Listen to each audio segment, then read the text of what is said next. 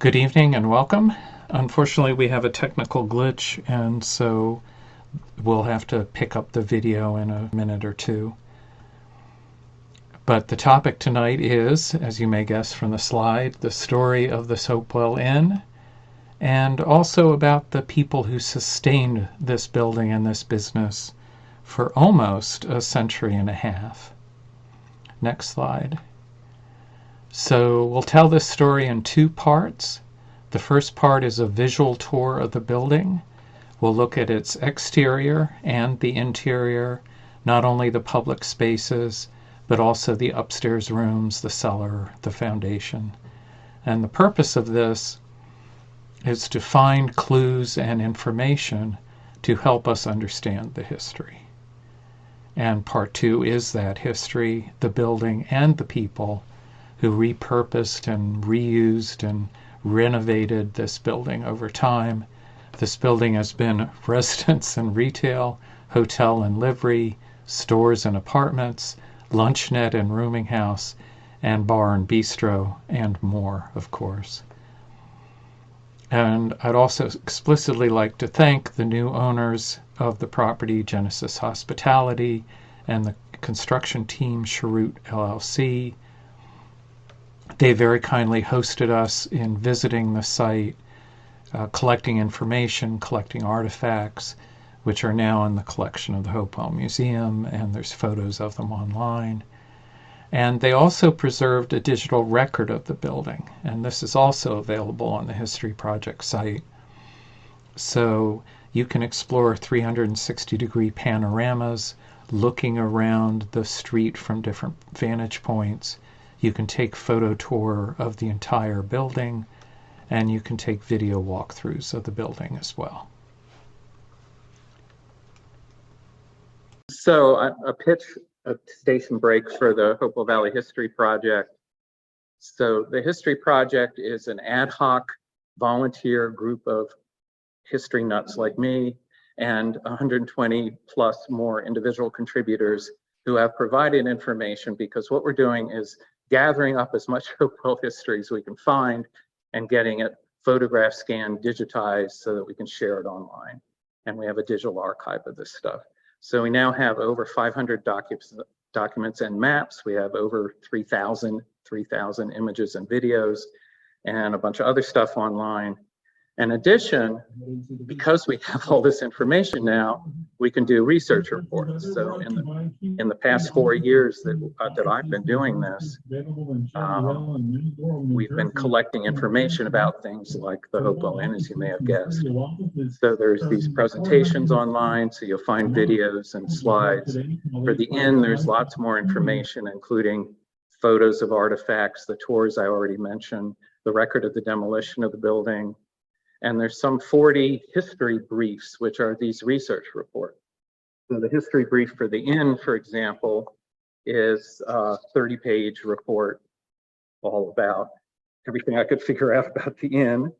And then if you like that kind of stuff, I packaged them all up together so you can download a PDF, which is the digest version of all of these 40 reports. So it's a one-pager on each of these things around town. And this is 50 pages. Or if you're a really glutton for punishment, you can download the whole schmear, which if you print it out looks like this, 500 pages, which is why it's a PDF and I'm not selling it as a book. You're welcome. Thank you. And that's all free. And so there's research there on local organizations like the library and businesses and places and all that kind of thing. So the not so subtle pitch tonight is please help. Help us save local history. Stuff is getting thrown out in the trash every day. So if you have stuff, if you know of people who have stuff, get in contact. The website's on every page of the presentation, the email's on the website, and please get in touch. We will do whatever it takes to photograph, scan, digitize your stuff. You get high-res digital images back. When we share them, we archive them. And if you're done with stuff, if you're ready to get rid of stuff, and we can be a conduit to pass it on to the library, the museum, the historical society, whatever the appropriate place is. And we're doing lots of that as well. Okay, next slide. So to begin, this is the inn. And the inn, as you can see, was on, I have trouble with my pencils here, East Broad Street. So this is the canonical front view of the inn. And the main building of the inn is this 3-story structure with a mansard roof. And on the right is what we call the octagonal addition. And then nestled very close, further to the right, is the Hopewell Public Library. And as Barbara said, you can go up to the 2nd floor and look out and watch the construction from there. And on the other side is the Seminary Avenue, also pretty close to the building. So when I talk about the building tonight, this is the front, the other side is the back. And I'll use terms left, right, but I'll try to be better and say seminary side and library side, okay? Next slide. You're quick.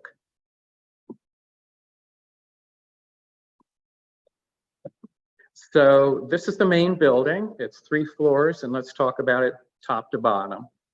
So the top floor is the mansard roof, and this is a full-size, full-height roof. So this is not an attic on the 3rd floor. They're full-size, and so we'd expect to find 4 corner rooms up there, and that's exactly what's there. Gee, how did I know that? And then the 2nd floor, the most obvious thing is there's a door in the middle of the front of the 2nd floor. So that's a little odd, right? But if you look, you see the top of the porch is a balcony and there's a railing around it. And that's been with the building from the very beginning. And then on the 1st floor, you see it's off the ground like many Hopewell buildings. There's steps in the center leading up. The porch is enclosed by a railing because there's dining out there. There's a front door in the center, right under the door on the 2nd floor. And there is a door on the left, which is sort of hard to see behind the post and the flag there. So the left side has a window, and then the right side has the center door, and then all the rest of the building. So the left side is smaller than the right side. And then that came into the decision-making as people renovated and reused the building as a result of that. So next slide. Yeah. Yeah, I'll show you later. Thank you. Yeah, if you like reading slides, there's some Easter eggs on these slides that I won't discuss, but they're a present for you. I should have mentioned that. So here are the 2 doors. The center door there says dining room. The left door says bar. Now you know what's in the building. You're welcome. And those 2 signs are here tonight. We preserve these signs for fun. And so next slide.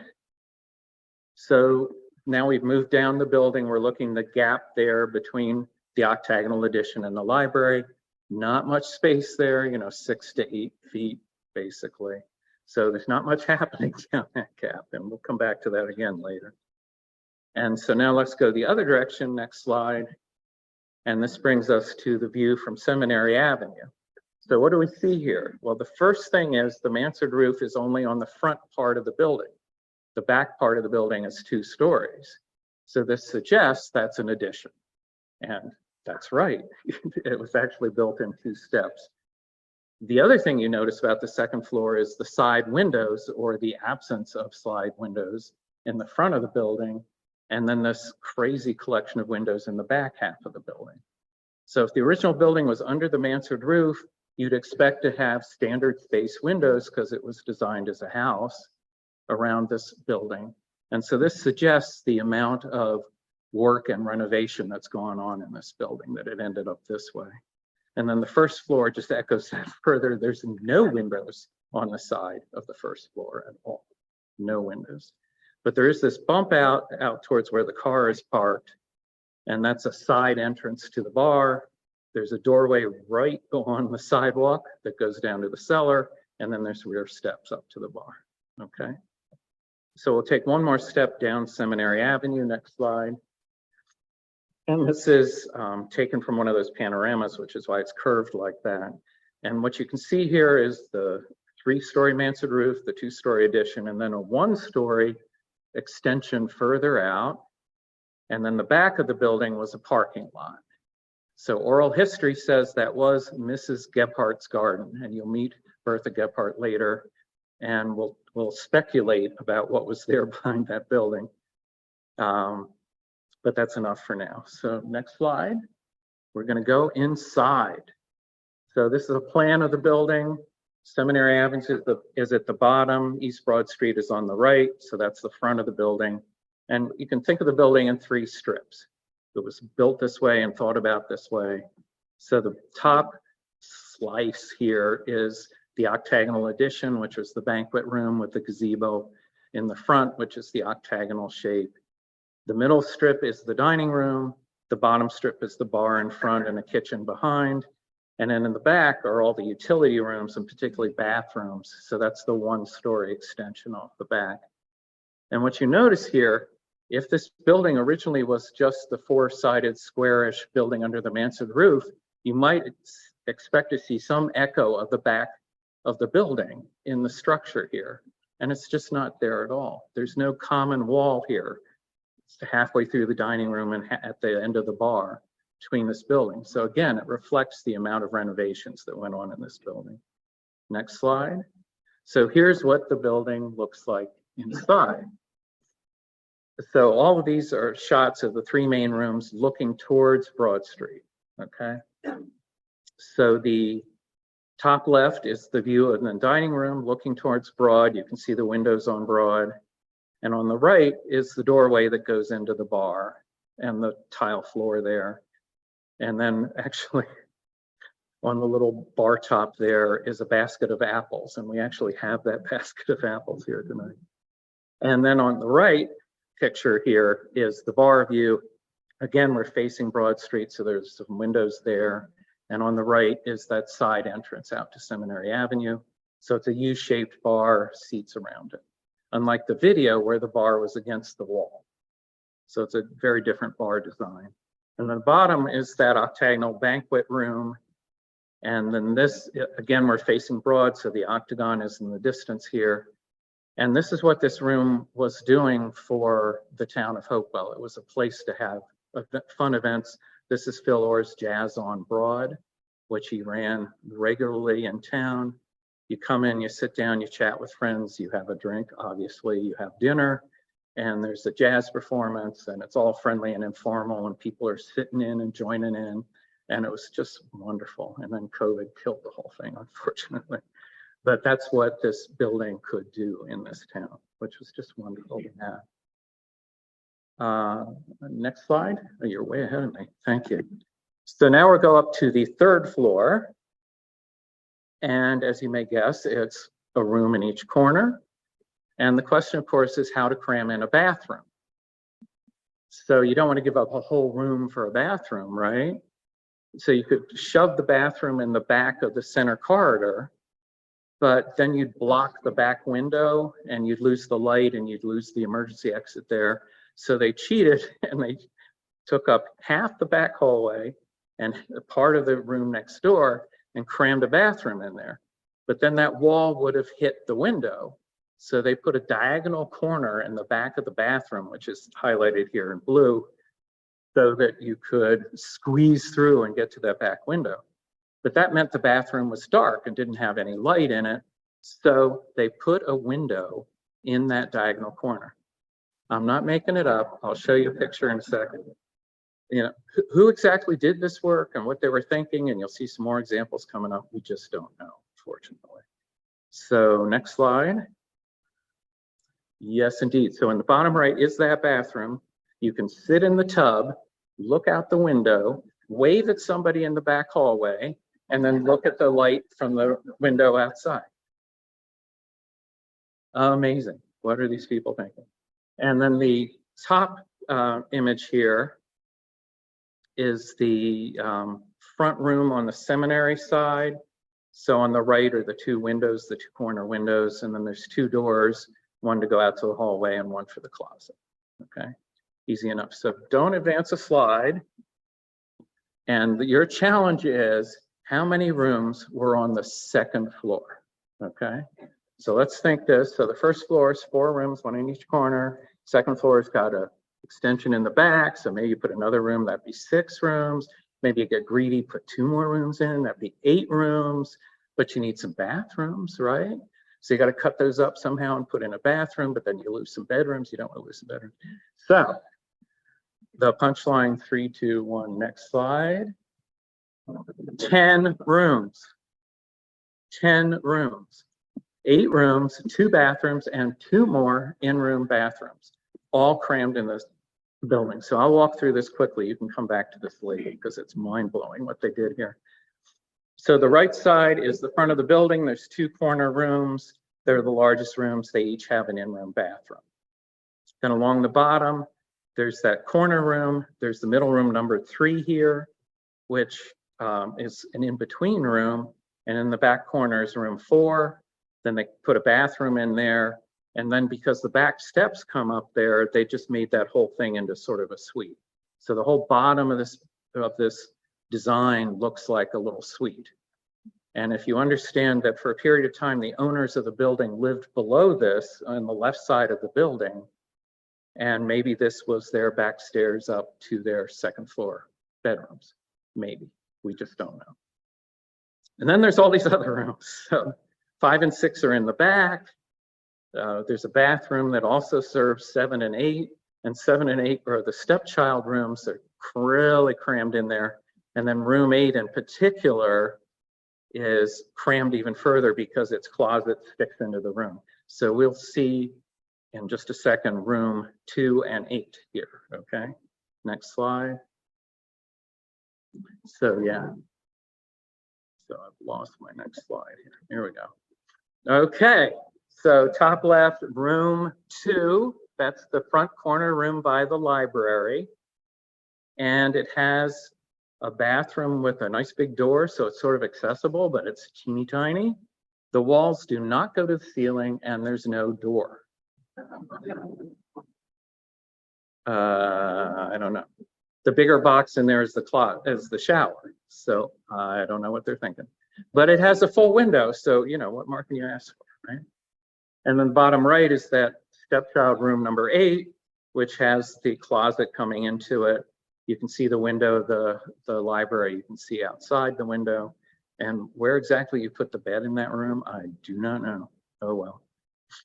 What you notice with these photos inside, unfortunately, is there's nothing historical in them. There's nothing. It's all gone. These are all wall boards, ceiling tile, wall-to-wall rugs. There's no historic molding. There's no utilities like electrical or radiators or anything like that.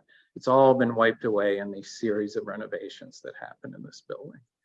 So upstairs is a total loss, basically. It's really unfortunate. Next slide. So what is left, there's some hints, and this is the best we've got. So starting on the left side, the top left, if you punch through that wall board, you do in fact find plaster, which you might expect to find. And it has this fascinating green color on it. I'm not sure that works for a whole room, but it's sort of interesting.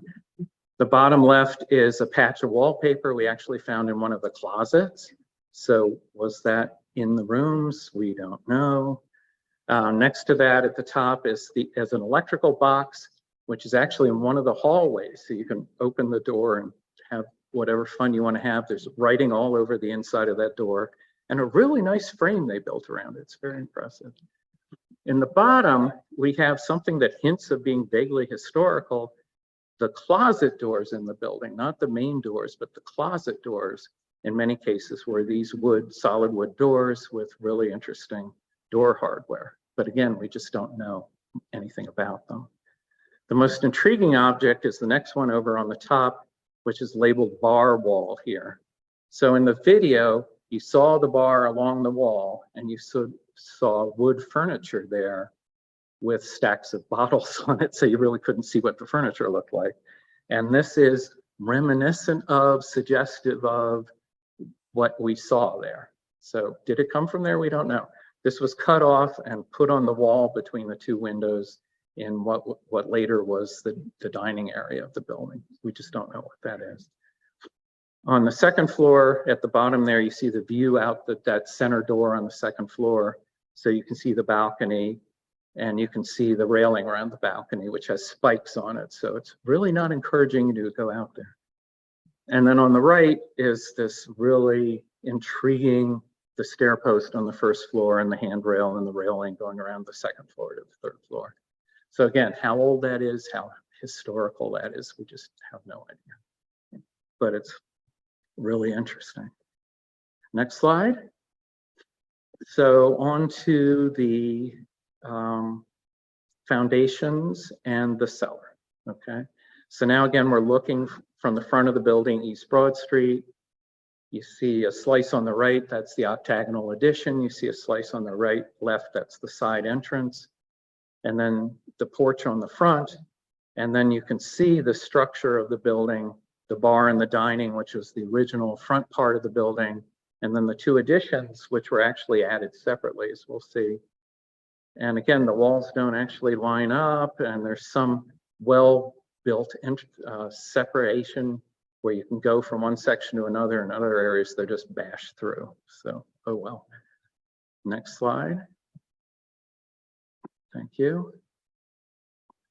Okay, so just a little bit about the foundations. There's a whole bunch more of these pictures up on the website if you're a foundation nut. But what you can see here is an incredible mix of stones of various sizes and shapes and bricks as well, all part of that original foundation. And then a mix of newer foundation for the newer parts of the building. And then holes in the foundation of various shapes and sizes. So just a real hodgepodge of stuff there. Sort of found it fascinating. Next slide. And then some views of the cellar. You can see the side entrance here. You can see some of the knocked out passageways between different sections of the cellar. In the bottom right, going off in the distance, you can see two metal beams. So in the renovations in the late 70s, these beams were added to the building to keep it standing. And then it stood till, what, 70 to 20, right? So it apparently they worked. What can I say? So next slide. So part two, we talk about the history of the building. And you can think of the history in sort of four sections, which are associated with four different designs of the building.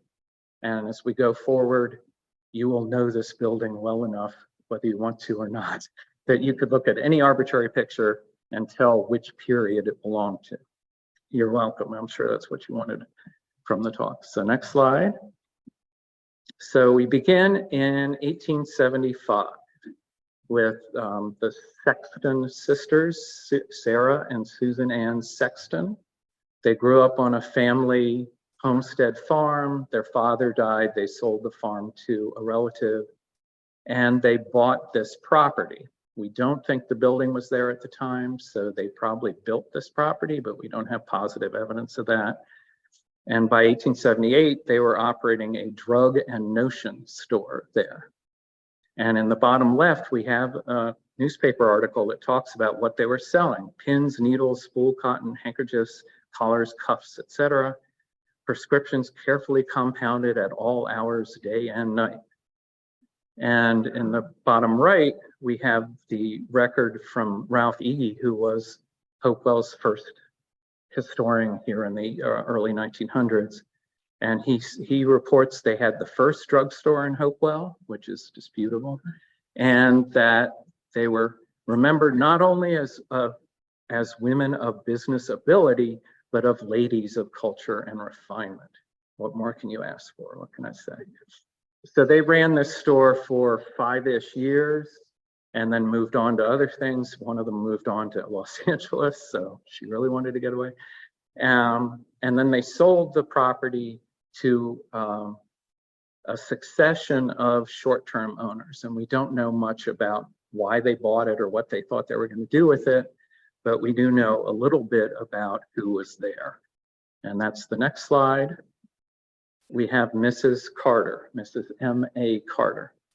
And she, in 1883, opened a millinery and fancy goods store, which operated at least till the end of the decade. And in the bottom left here is her ad for the grand opening of the store. And she really went all out. You're invited to the opening of the store. She has departments in the store where Miss Messmore and Miss Stout are operating that particular department. The latest styles are received daily from New York City. What more could you ask for?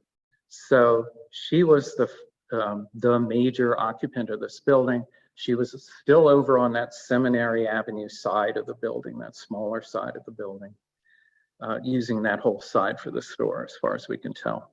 And then that's where the Sexton sisters were, because she says here, the store formerly occupied by the Sextons. So thank you. Now we know. Next slide. So now we have the first image of this building, which comes from this great map, 1887. T.M. Fowler was an itinerant map maker who came to your town and drew these incredibly detailed bird's eye view panoramic maps. And as a result, we have this picture. You see on the right, I pulled out the building. So what do we see? We see a squarish, actually a little bit rectangular, 3-story building, mansard roof, traditional Second Empire kind of architecture. There is a porch facing out towards Broad Street, and there's a bay window on the side. And wouldn't it be nice if we had a photo too, which we do, luckily. So next slide. In the bottom left is the first known photo of this building. And you see the full-size porch, you see the bay window. It's exactly what we expect to see, and windows all around. This was first published in 1897, but it fits what Fowler showed and it fits what we knew about the building. And so here we start a succession of entrepreneurs who use this building as a restaurant, bar, hotel, etc. And this was Andrew Cray. So in 1893, Andrew Cray bought this property and he converted it into this, what he called the Central Hotel. And that term lasted for actually half a century. So he grew up on a farm in Hopewell Township, but he was an entrepreneur. So by 1882, he was running the Oyster Saloon. And you see the ad here in the middle there on Princeton Avenue. And he advertised he sold 7,000 oysters in a month. So we're lucky we're not inundated with oyster shells in this town. People love their oysters. What can I say? And by 1889, he was operating the Hopewell House Hotel. So that's the building that still stands past the Old School Baptist Church that's now the liquor store. And that's where he got his hotel experience. And then in 1893, he purchased this building and converted it to a hotel. So on this left side, the Seminary Avenue side, he moved in his oyster saloon, he put in a bar, and he also built a livery complex behind. We'll come to that in just a second. So next slide. So how can you tell a Cray building? Well, you've seen the picture already. What do you see?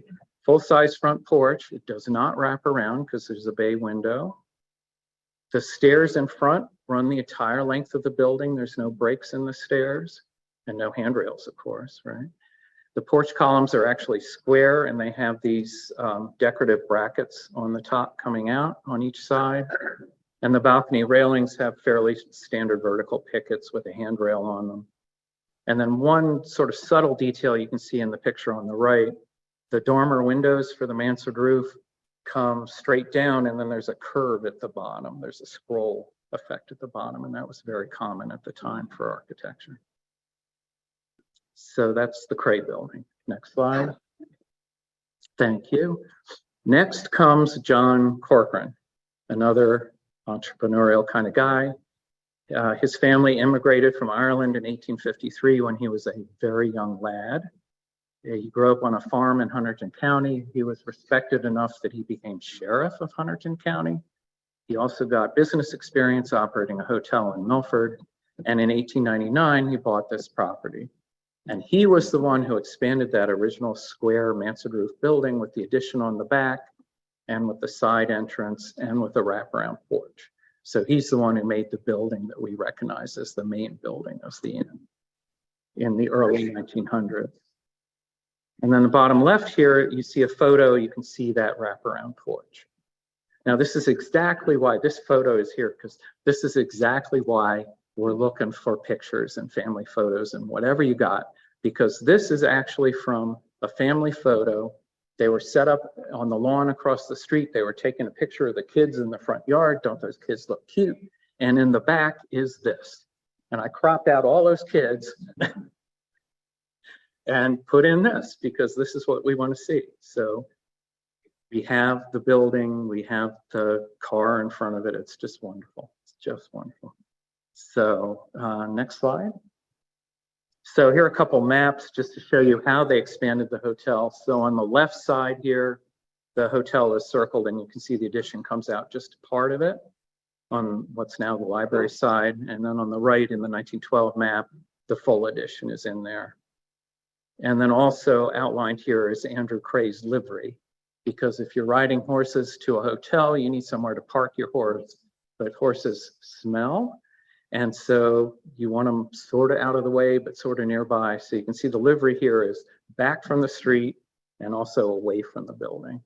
And like other liveries in Hopewell and elsewhere, this eventually evolved into a garage. So we have descriptions of the enhancements that Corcoran made.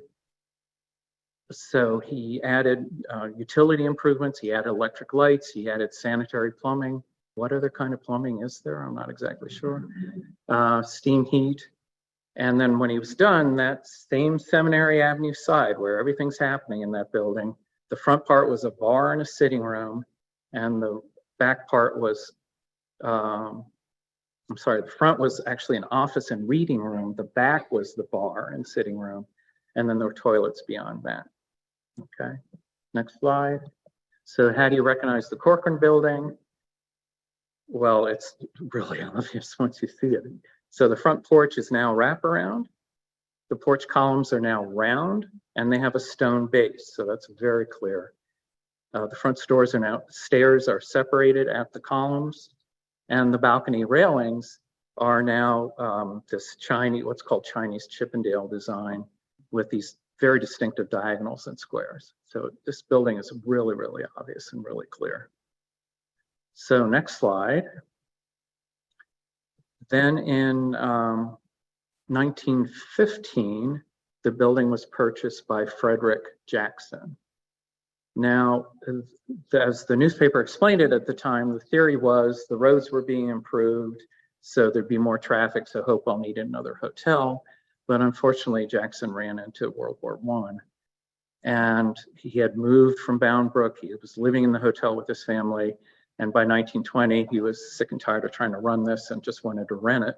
So he converted it to a store and apartments. So again, that left Seminary side is now 2 stores.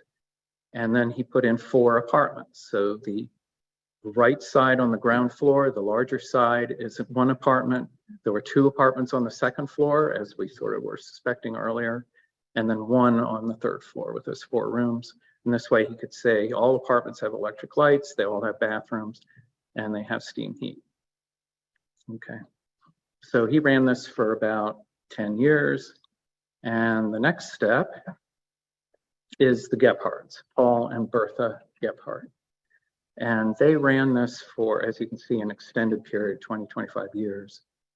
Paul was sorry, what? Oh, next slide. This is right, sorry. Yes, thank you. Paul Gebhardt was known as Pop in the town and to all the Limburg reporters who came to town. Bertha taught in the Hopewell High School through the first half of the 1920s. They had a lunchroom restaurant on Greenwood Avenue, and in 1926 they bought the building, moved their restaurant into the building, again still on the left side, and they converted the building back to a rooming house. So now the building is not so much of a bar, it's a restaurant and a hotel.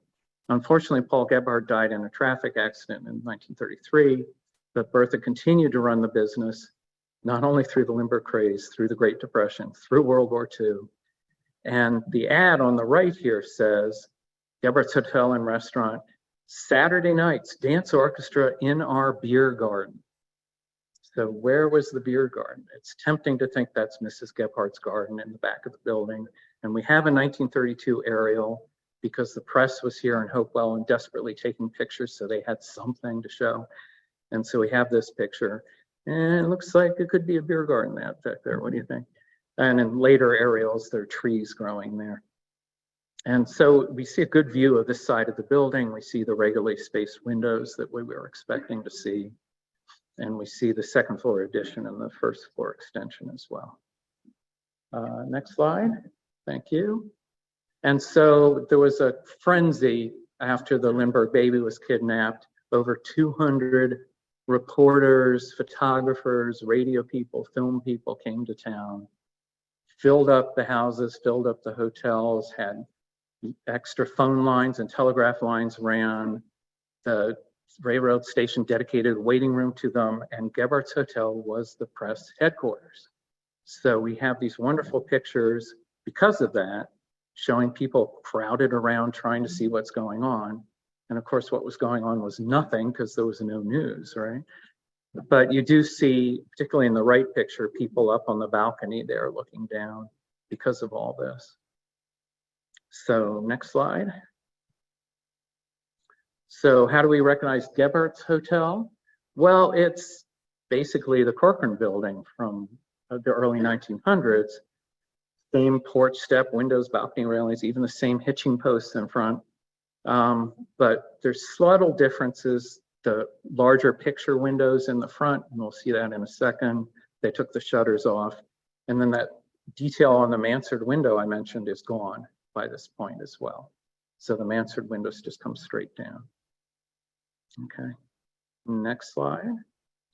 So what was going on inside the pit building? Now, again, because of the Lindbergh press frenzy, we actually have photos of the inside of this building.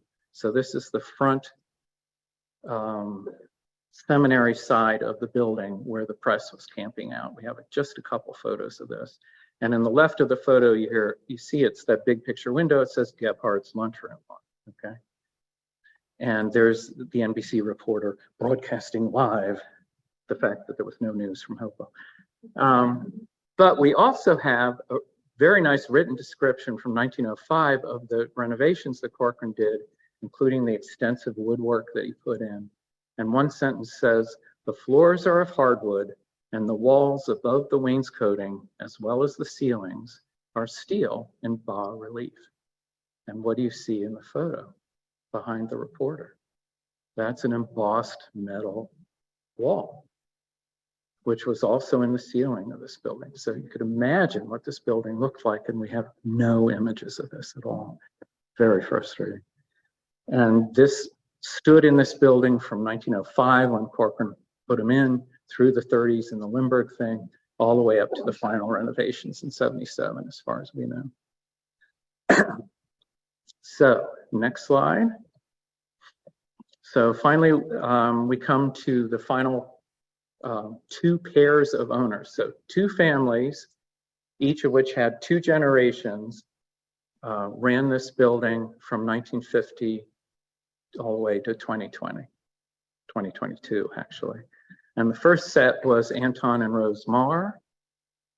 So Anton Marr, when he was about 49, 50 years old, with his wife Rose Marr, bought the building, and they ran it as the Hopewell Valley Inn. So it was a tavern and an inn. So the whole restaurant thing was totally gone at this point. Unfortunately, he died, but she continued to run it. And then when her daughter, also Rosie Marr, so the names are confusing, continued to run it with her daughter for another 25 years. So there's a definite theme in Hopewell of women running bars and tough women running bars. And we'll come back to this in a second. So this picture here shows the women at the Tri-County Beverage Association meeting, and it's Rose Marr and Helen Palachuk who ran the Hopewell House down the street here. Okay, so you may remember that. Next slide. Thank you. So this is the video that you just saw. So in 1970, their daughter, Rosie Marr, took over the business, and she ran it with her husband, Albert Ratowski. And Ratowski was a Hopewell guy, fought in World War II, worked for a long period at Rockwell, was chief of the fire department, among other things. And you saw him tending bar, which is the one picture here. And Rosie is remembered as one of these tough women who took no guff. So people remember her with great affection, but if you crossed her and you behaved inappropriately in the bar, you were banned for life. You were gone, okay? And at the same time, she had a cuss jar, the Rosie Fund. And if you cussed, you put in your dime or your quarter or whatever. And then when she collected enough money, she donated to people in need through the fire department or through the Legion or whatever. So they flipped the design of the building. So the Seminary Avenue side became their residence with the back stairs up, as we discussed earlier. And then the right side, the larger side now, was their bar. And as you saw in the video, the bar was down the left. As you went in the room, it was down the left side. And then the right side had some tables and the shuffleboard and the darts and that kind of stuff. So that was the first of the two pairs of generations. So next slide. Now we're at 1977 and Ernie and Rose Namath. So Ernie was the one who made all the changes to the building. That was the building that we remembered. And so Ernie and Rose immigrated to the United States during the Hungarian Revolution in 1956. They eventually settled in New Brunswick and they owned the Budapest Cafe there. And in 1977, having come to discover the Hopewell area and buying a farm in Ringo's, they bought this building and called it the Hopewell Inn. And they brought their Central European cuisine to Central Jersey. As you may have guessed from the name Budapest Cafe, this is sort of where they're coming from, right? So the clippings here in the bottom right, you can see they're selling explicitly Hungarian food. And the review here talks about it: simple, good down-home cooking, simple foods and outrageous desserts. So that this is what they were doing here. And reviewers were thrilled at the time to have some other option for food styles than what was generically available in this area. So Ernie was the one who did the final set of renovations to the building that we looked at first. So the bar's back on the Seminary Avenue side with the kitchen behind it. The restaurant is now on the right side. He put in the steel beams that we saw earlier, and he Tudorized the building. He brought his Central European aesthetic to the design of the building, and the exterior and the interior were totally renovated to this Tudor look that he loved so much. And that was the end of the tin ceilings, unfortunately. So next slide.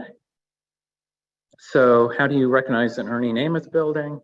Well, it's Tudor looking, what can I say, right? So it's the stucco with the cross beams. You can see the porch columns have that same column with the Y shape on top. The front porch is now enclosed because it's a dining area. And the balcony railings above, as we saw in the earlier picture, have pickets on them. So the balcony was not in use at this point. And he also shrunk the window sizes, which is sort of interesting, made it more intimate in size.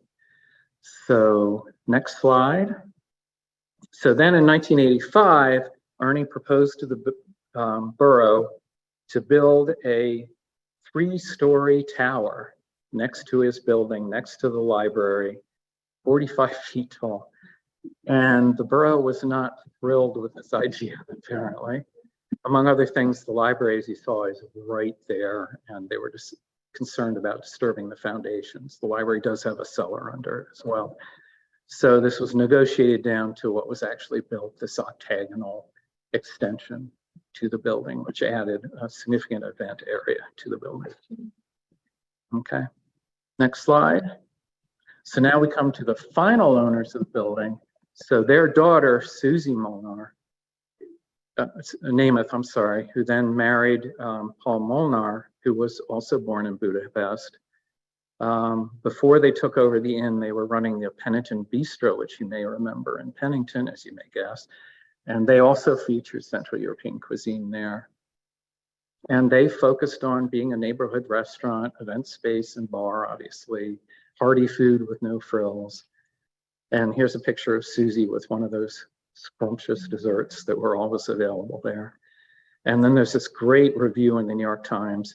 If you have labored long and hard in the fields, plowing and weeding the lower 40 with your mule, and if a beautiful plate to you is heaped high with overflowing with food, you will find the hearty old-fashioned fare at the bistro exactly to your liking. Yeah. And that's what it was, you know, a simple neighborhood restaurant. What can I say? So one more slide, last slide. So in the bottom left is a rendering of what the new building will look like. And now that we've been through this, you will recognize its style immediately, right? Oh yes, that's a Corcoran building, right? And the same building that Gebhardt occupied. So it went from 1900 to 1930 and then on till Ernie Namath. So what do you recognize? You recognize the wraparound porch. You recognize the round columns, the stone base under the columns, the railings on the balcony above. It's all very, very familiar. And then the general design of the building, the general architecture and the architectural details as well. So at this point, I want to wrap up by reiterating all these people that I've come to know from doing this research and who put incredible time and effort and money and energy into keeping this building going, keeping this business going. Starting with the Sexton sisters, who had arguably Hopewell's first drugstore here, Mrs. Carter, who had a significant retail store here, Andrew Cray, who converted it into a hotel and brought in the oysters, of course, John Corcoran, who built the final building structure that we knew that lasted from the early 1900s to 2022. Frederick Jackson, who converted it to apartments and made some upgrades, particularly to the utilities in the process, and got it through World War I.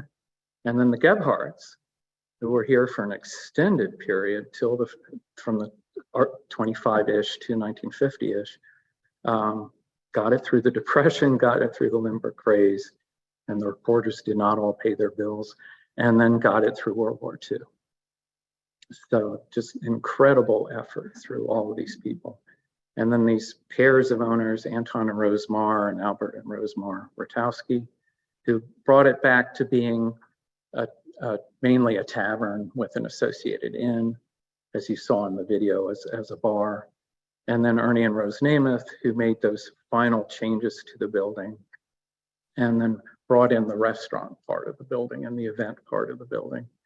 And then finally, Susie Molnar in particular, who ran it as a bar and bistro and neighborhood event space. So that's the story of the Hopewell Inn. There's lots more information online, and we have time for questions. So if you're on Zoom, you can type in questions that we passed up, and I can sort of see you in here. So if there are questions in here, yes, Harwood. Was there ever, we talked about the Limburg craze that showed actual Hopewell instead of like a reconstruction? Yeah, we have not found Limburg era videos in Hopewell. They must be out there. We have not found them.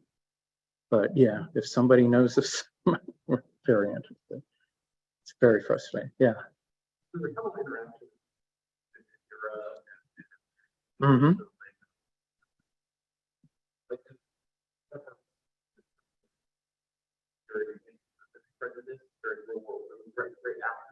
And you know, there's also a German prohibitionary sentiment. Did that show up in any of the research? You know, prohibition was not really visible when you research this building, which is sort of fascinating, really fascinating, but I haven't found much.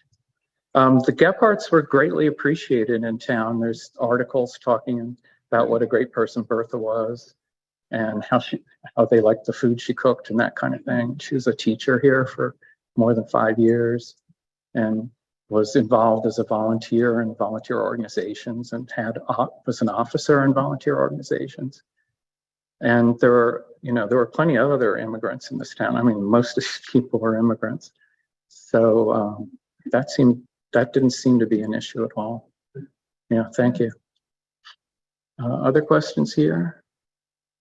Rose, which is Rose Marr, and Rose Marr. The roads name. No, there's 3 roses.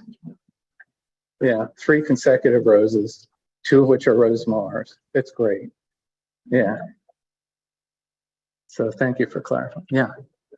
Some of the new information, what exactly will it be an inn again, restaurant, bar? Yeah, so it's mainly, there's good write-ups in Mercer Me and other places. There are links on my website. Yeah, so it's going to be mainly a restaurant with rooms available in the upstairs as well. Yeah. Did you have questions, Bob? Wallace asked, mentioned that the slide referring to the Sexton sister states that they ran the first drugstore. Yeah. Wondered if you could. Oh, okay. Yeah, that was one of my little Easter eggs. Sorry about that.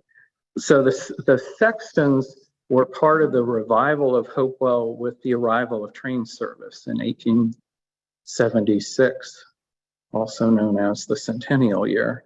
So I imagine that was part of the impetus that they thought it was reasonable to have a drugstore here. As I mentioned, there is one other reference that suggests there was a drugstore before them, but Ralph Evie is absolutely sure they were the first, so we just don't know. But they were certainly a very early drugstore in Hopewell. Yeah. Are there other questions here? Will there be a recording of this available? Will be. Yeah, there's another question from Melissa Drift. Mm-hmm.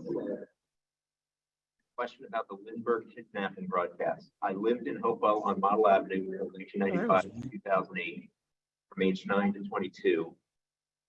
Whenever I would walk by the Hopewell House liquor store, my dad always would say it was the NBC radio studio where they did the news broadcast after the kidnapping. Yeah. But then I found out later that it was actually the Hopewell Inn. But was it actually both places? She also goes on to say, because years ago I saw a show about it on the History Channel where they had a newsreel from right after it happened. Oh, newsreel. Mercer Street and the liquor store. Yeah. So, well, New Jersey, nerve center of the world. I look all over YouTube, but I can never find Yeah, we just can't find these newsreels that showed Hopewell. It's very frustrating. Yeah, so her father referred to the inn as the NBC broadcast studio. And what you saw in that interior photo was a very famous NBC reporter out of New York, the New York area, who was set up and broadcasting live, apparently. I can't imagine how they wired that from the Hopewell Inn. But it wasn't just him. We have other photos. That room was packed with reporters who are at the telegraph machines or at the phones, at the typewriters, and then multiple radio reporters as well, all crammed in that room. Yes, sir. I had heard that during the Lindbergh thing, the reporters and all ran up bills and they went bankrupt. Is that true? Yeah, we can't really tell, unfortunately, but I wouldn't be surprised if the reporters did not pay all their bills and drank a lot of beer while they were there. And so, yeah, we just don't know, unfortunately. Yeah. Yes, hi. Yeah. Oh, oyster shells at the art gallery building. Oh, cool. Yes.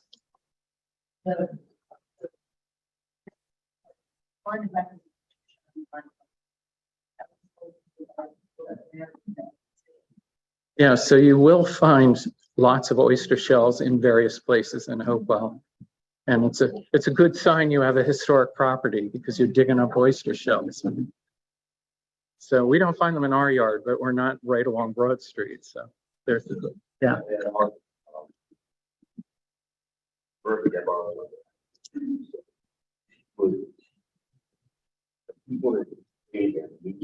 Yeah.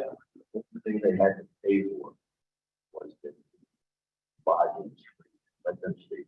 Oh, she just let them stay for free. Yes. Yes. Okay. So she was charging them food, but not lodging. Yeah. Okay. Yeah. Yeah. Yeah. But she was losing money, on the space as well. Yeah, the barbers had a good time in Hopewell because all these people needed shaves every day. So the barbers were open very early to very late and made some good money, and then were very happy when the reporters left town because they were exhausted. What can I say? Yeah. Anything else, Bob? Another question. One more? Said that her friend told her that there was a fireplace in Yeah. the bedroom in when it was Yeah. an SRO. That was in the 1990s or 2000s. Yeah. Do you have any more info on that? Yeah. So, Joe, did you notice any? Are you back there somewhere? Did you notice any fireplaces in the building? There's reports that there were fireplaces in the bedrooms. Yeah. Yeah, and I don't know where it would be and where would. Yeah. Yeah. Yeah. The mantle that I showed looks like it comes from a fireplace, but you know, there weren't chimneys, there weren't multiple chimneys around the building for fireplaces. So we're confused about that. Yeah. Yeah. Yeah, one central chimney up from the cellar, right? So yeah, we don't know. We don't know. That's a good question. All us asks. Yeah. The photos of the installation of the steel beam. Yes, I expect it was quite an undertaking. Yeah, we have no.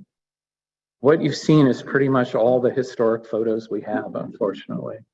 Anybody wandered around Hopewell taking pictures of Ernie's renovations, for example, we would love to see those pictures because we just don't know. Just don't have anything. So we should cut it off now. We're after 8, right? So thank you all very much.